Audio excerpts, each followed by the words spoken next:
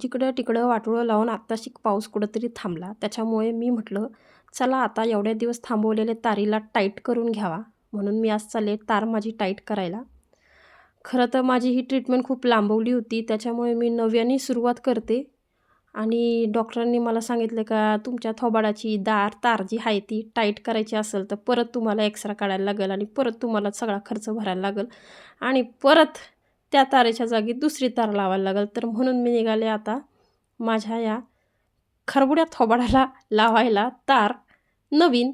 आणि त्याच्या अगोदर मला काढायचं आहे एक्सरा. तर मी पकडली स्टेशनवरून रिक्षा आणि चव्हाण एक्सरे सेंटरकडे जायचं आहे मला. तर मी निघाले त्या दिशेने.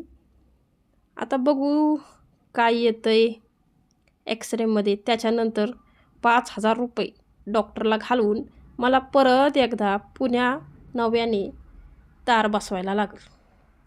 तर कशी बशी रिक्षामध्ये भर पावसात मी पोचले चव्हाण डायग्नोसिस सेंटरमध्ये आणि अपॉइंटमेंट घेऊन मी बसले आणि घेतला माझा एक्सरा एकदाचा काढून.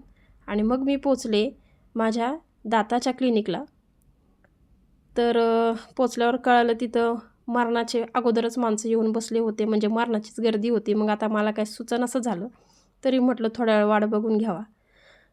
कसं बसं मी जागा नव्हती म्हणून बाहेरच उभी राहिले. नंतर मग आत जाऊन बघितलं, हा बघा माझा एक्सरा. टाईट केल्यावर ही तार आहे तशीच दिसते, काही वेगळं दिसना बाई.